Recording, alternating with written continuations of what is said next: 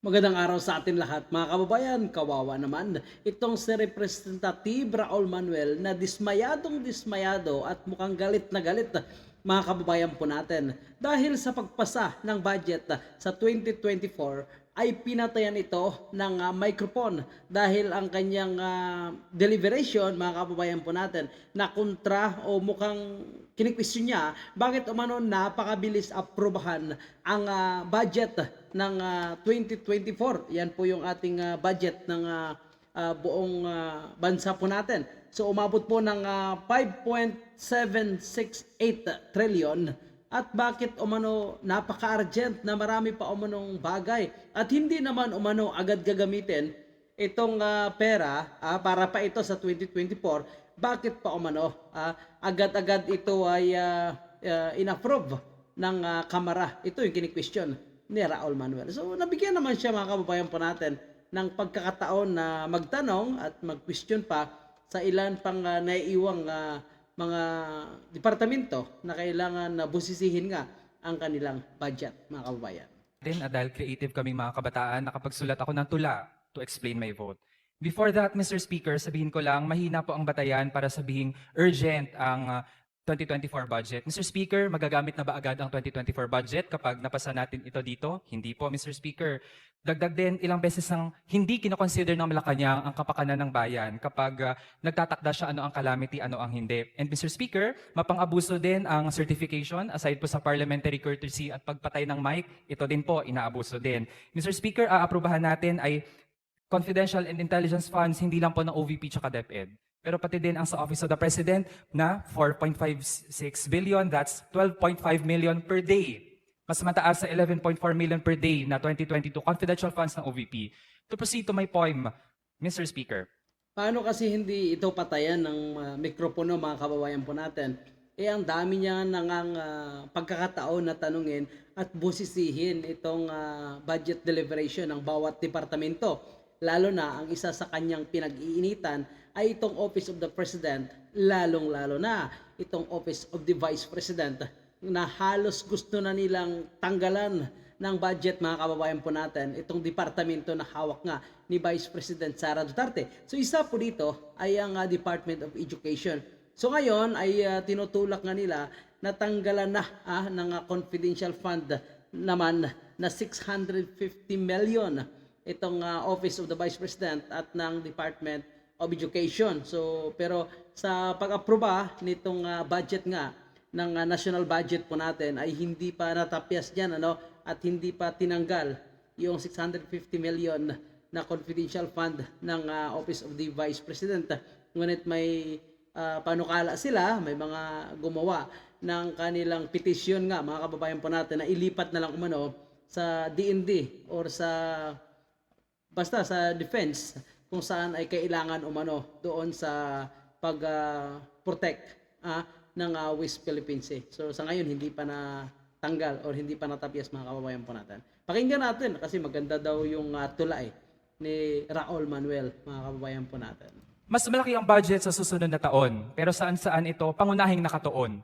Tumataliwas ito sa saligang batas na edukasyon ang dapat pinakamataas. Kung papasimplihin natin ang datos at ang ipambabayad utang ay 100 pesos, ang para sa infrastruktura ay nasa 70 pesos at ang kabuang education budget 50 pesos. Sa ilalim ng bagong Pilipinas, limpak-limpak ang winawaldas. Pati mga gala ng Pangulo, mamamayan ang nagpopondo. Buwis buhay ang mga nagbibisikleta, laan sa pedestrian lanes ay barya. Binubuhos ang budget sa big ticket infra, sana wala ng railroads sa Kamara. Ayaw i-tax ang mga bilyonaryo, nais ay bagong tax sa ordinaryong tao na kumakayod para sa mababang sweldo at ambag sa maharlika at sekretong pondo. Tinipid na budget sa serbisyo, tila port ng general at sundalo. Listahan ng benepisyaryo, NTF-ELCAC ang nag-endorso. Sa ngalan ng huwad na kapayapaan, mga ahensyang sibilyan pinakikialaman. Hindi na nga magawa ang mandato pero naninitik pa sa kapwa Pilipino. Ayan mga kababayan po natin ang kanyang ilan sa mga parte ng kanyang tula ay hindi naman natin pinarinig ang lahat Pero kung pakipakinggan po natin mga kababayan po natin, yung kanyang pinupokus ay yung programa ng ating gobyerno kung saan ang kanilang mandato ay puksain nga itong makakaliwang grupo mga kababayan po natin. NTF-ELCAC, yung National Defense po natin, Office of the Vice President, Office of the President, so Pangulo at Vice Presidente, ang kanyang tinitira mga kababayan po natin. Lalong-lalo na itong NTF-ELCAC na nais niya nga i-abolish na umano mga kababayan po natin. Dahil wala naman umano itong nagagawa at hindi naman nakatulong lalo na umano sa ating mga kababayan na mga magsasaka. So yan kasi ang kanilang parang front na umano'y tumutulong sila sa magsasaka mga kababayan po natin, itong mga kaliwang grupo, which is ang totoo naman ay taliwas nga ang kanilang totoong ginagawa. So yan po yung sinasabi ng NTF-ELCAC. Kaya nga naman nais ni Raul Manuel mawala ito, nais ni Raul Manuel na matanggal itong mga confidential fund kasi ito nga yung ginagamit din ng ating ilang ahensya, lalo na yung NTF-ELCAC ng DND po natin para tiktikan itong mga kapwa nating Pilipino na taliwas ang kanilang agenda. Imbis na makatulong sa ating gobyerno, ay pilit pa nila ito pinapabagsak sa paraan na gusto nila na sila ang masusunod mga kababayan po natin. And the sponsor be in solidarity with other members of the House, pati din ang mga kababayan natin na ang tingin ay hindi sapat ang nakukuhang tulong kapag merong kalamidad dahil sa mga bottlenecks na ito? Madam Speaker, Your Honor, I agree po with you. No? Actual personal experience po namin, being also a victim of Super Typhoon Odette, na talagang masyadong mabagal. Ang nagpapabagal po is itong batas natin na in the RRMC law. That's why we submitted a bill that will amend this law to streamline the process and to increase the validity period of the request for disaster funds from 2 years to 5 years po. And then if it's needed under the proposed amendments, pwede na pong pabilisan natin na mag-decide diretso na po from the Office of the President instead of going through a series of process na halos pabalik-balik po, no? Hanggang lalampas na po siya ng 2 years na hindi ka na pwedeng humingi ng pondo dito sa interim fund. Madam Your Honor. Speaker, tingin natin isang bagay na maamyandahan natin ang batas. Pero Madam Speaker, sa ngayon naman, ang always nga sinasabi, kung gusto may paraan, pag ayaw may dahilan. Madam Speaker, ang DND din naman ay nagsasabi na dapat i-gear natin ang kabataan to help during disasters. Kaya ang dapat gawin ay mag-mandatory ROTC. Pero Madam Speaker, kung ganito din naman pala kabagal ang release ng funds using the calamity fund, then I doubt, Madam Speaker, kung totoo bang ang mandatory ROTC, also dahil priority measure din ito ng Pangulo, I doubt kung ganun talaga ang sincere na intention para i-require sa mga kabataan na tumulong. Kasi Madam Speaker, kapag may mga kalamidad, ang mga kabataan, nag-aambagan po yan, nagdo-donation drive, on their own, Madam Speaker, kahit hindi ina-urge, maraming organizations tumutulong. Pero ngayon, Madam Speaker, malalaman natin na meron naman palang pondo ng ating pamahalaan, pero napakabagal gamitin, Madam Speaker. Kaya Paanong hindi niya alam mga kababayan po natin, sila nga mismo mga kongresista po natin ang nagbibigay ng pondo para sa ilang ahensya ng ating gobyerno. So bakit napaka-plastic niya naman mga kababayan po natin na sasabihin niya na ngayon niya lang nalalaman na may pondo pala itong MDRRMO po natin. So talagang may pondo yan kasi for urgent purpose nga yan Tapos sabihin mo ngayon mo lang nalalaman. Oh no. while I'm also one with our sponsor na amyandahan ng batas, Madam Speaker, ngayon pa lang, meron na rin naman tayong mga opisyal na sila ang dapat magpaliwanag. Bakit ang bagal ng rate ng paggamit ng calamity fund to the detriment of our constituents here in the House of Representatives? Observation talaga natin since nag-start ang ating budget deliberations from August 10 sa committee, tapos ngayon sa plenaryo, Madam Speaker, may 9.5% na increase sa national budget. So, Madam Speaker, by default, we expect all agencies, tataas po ang kanilang pondo by 9.5%. Pwedeng yan ang baseline. Pero, Madam Speaker, bakit po kapag usapin ng serbisyo, kapag mga ahensya na ang primary mandate ay maglaan ng serbisyo sa mamamayan, bakit, Madam Speaker, lagi na lang ang proposal galing sa DBM, mas mababa ang pondo ng this year compared sa proposal.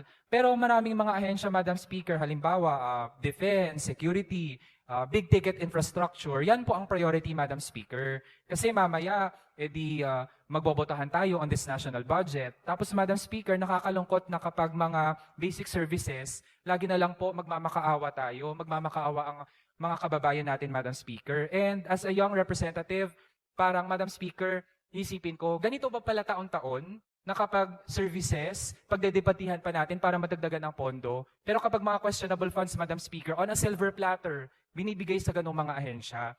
Tapos, Madam Speaker, gusto natin bawasan ang utang ng bansa. So paraan ba para bawasan ang utang ng bansa? Kaltasan ang pondo for services. And I think, Madam Speaker, all of us here concerned natin ay services para sa ating constituents. So minsan po, sa isang agency, meron pong mga appropriations po na hindi po nila na uubos. So when the agency will submit their proposal, the DBM will consider po kung may naiwan pa ba silang budget sa previous year. No? Halimbawa, may isang agency ako nakita na meron pa siyang 400 million na hindi pa naubos, no? As of today. So kaya hindi binibigay po ng DBM yung 100% proposed kasi nga meron pa siyang naiwan na pondo. So